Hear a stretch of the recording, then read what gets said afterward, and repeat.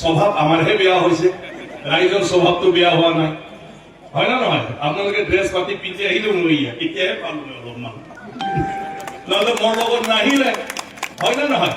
তো আমি আমাৰ নিচিনা মানুহে লাহেকৈ 2 নম্বৰী হ'ব খোজে, কিন্তু ৰাইজ ঠিকেই আছে। বিয়া হ'ব লাগে নিয়মেদি, লাগিলে 1 ৰাতি পুৰা হওক, আপত্তি নাই। ৰাতিপুৱা 3টাত থবলৈ যাব, আপত্তি নাই।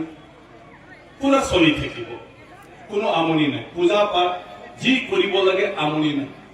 আমিতো আমনি কৰিলে বোলে মুৰ্গী দিব লাগে, কিবা দিব লাগে, হ'ব দে আজি হাতো দিলেও হ'ব, আমাৰতো এনেকুৱা হ'ব খোজে, ঈশ্বৰে খাব দে আৰু আমি হলে হ'ল।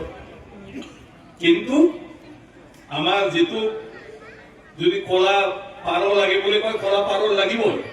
যদি বগা পাৰ লাগে, বগা পাৰ লাগিবই। যদি ছাগলীটো কলা হ'ব লাগে, তো কলা হ'বই লাগিব। কিন্তু লিখা পঢ়া কেইটা আরে সাগর সাগর আর কি আছে, পারো পারো আর কলাই হোক বলাই হোক, কিন্তু গাঁৱৰ মানুহ মানিব, আমাৰ ৰাইজে মানিব জানো? পূজাৰীও পলাব, তাহলে মঘে তুলিব দেৱতাই। আৰ আমাৰতো দেৱতা ধৰে, আজিলৈকে ট্ৰাইবেলৰ লগত দেৱতা নেৰিলিল। ট্ৰাইবেলে পূজা পাঠ কৰা থানত যদি পেচাব কৰে গেল আৰু সি হাগামোটা কৰিলে গেল আৰু, হয় না নহয়? আৰু আমিতো কৰিবই নোৱাৰো, হয় না নহয়? আমিতো কৰিবই নোৱাৰো। কাৰণ কিয়? আমি সবে দেখি আছো, ঈশ্বৰক অৱহেলা কৰিলে, দেৱ দেৱীক অপমান কৰিলে কি শাস্তি পায়, এইটো ট্ৰাইবেল মানুহে জানে। এইকাৰণে এই ট্ৰাইবেলক আজিলৈকে ঈশ্বৰে ৰাখি আছে, ঈশ্বৰে ৰাখি আছে। দুনিয়াৰ কি কি বস্তু আহিল, কিন্তু আমি সলনি নহ'ব। তিৱা কেইটাতো ইয়াত চেঞ্জ হ'ব লাগিছিলে, কেইটাতো তিৱা আছে। মহাভাৰত ৰামায়ণৰ পৰা ইয়াত কি কি বস্তু আহিল, তিৱাই নললে। 2টামান হলে, 2টামানতো আপোনাৰ স্বভাৱ দোষ থাকে, চবৰে পৰিয়ালতো থাকে। 5টা দাদা ভাই হলে গণ্ডগোলীয়া 1-2টা থাকে। ঘৰৰ কথা মতে নচলা, নিয়ম নীতি মতে নচলা। তো জাতি এটাতো আমাৰ তেনেকুৱা কিছুমান থাকে, কিন্তু হলিউডো শেষ হৈ গ'ল জানো? তিৱা জাতি শেষ হোৱা নাই। কোনেও কোৱা নাই, কোনেও সহযোগ কৰা নাই, কোনেও সহায় কৰা নাই। কিন্তু জাতিৰ ভাষা, কলা, সংস্কৃতি আজিলৈকেতো জীয়াই থাকে।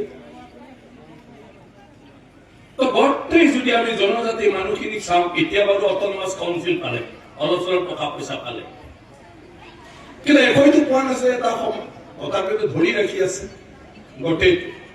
গতিকে ট্ৰাইবেল মানুহবিলাক হ'ল লাইক এ গল্ড, সোণৰ নিচিনা। সোণ না সোণ কয়, সোণা, বড়োবিলাকে সোণা বুলি কয়। দেৱেন্দ্ৰ কি ক'ব? সোণা, সোণ, সোণৰ নিচিনা। সোণ কেতিয়াও চেঞ্জ নহয়, যাৰে লগত নাথাকক সি সোণ হৈয়ে থাকে। যদি বোকাত থাকে তথাপিও সোণ, যদি জুইত পৰে, জ্বলি যোৱাৰ পিছত, গেলি যোৱাৰ পিছত ঠাণ্ডা হলে আকৌ সোণ। যদি ৱালত চিপকা খায়, 100 বছৰত যদি ঘৰখন ভাঙে তথাপিও সোণ হৈয়ে থাকিব। গোবৰত পৰিলেও সোণ, কবাত পৰিলেও সোণ।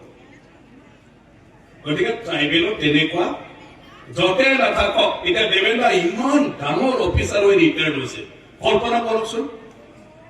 কিন্তু যাই যাই নাই না বুলি সুধিব, ভাত খালে নাই নেকি বস্তু। এইটো ট্ৰাইবেল কেৰেক্টাৰ, জনজাতিৰ স্বভাৱ। ইমান ডাঙৰ মানুহজন নিজৰ ক'ত দূৰদৰ্শনৰ মানুহৰ লগত থাকে, আমাৰ লগতে থাকিলে চাচোন। এইটোৱে হ'ল সোণ। মানে ক'ত সাগৰত আছিল, মাছ দৰবাৰত ক'ৰবাত চিপকাই থৈছিল, হয় না নহয়? জুইত জঁপিয়াই পৰিছিল, কিন্তু যাই যাই আকৌ ইয়াতে আহিল, যাই যাই, হয় না নহয়? আপোনালোকৰ লগতে তামচা ফূৰ্তি কৰি ভাল পাইছে। এইটো হ'ল ট্ৰাইবেল কেৰেক্টাৰ।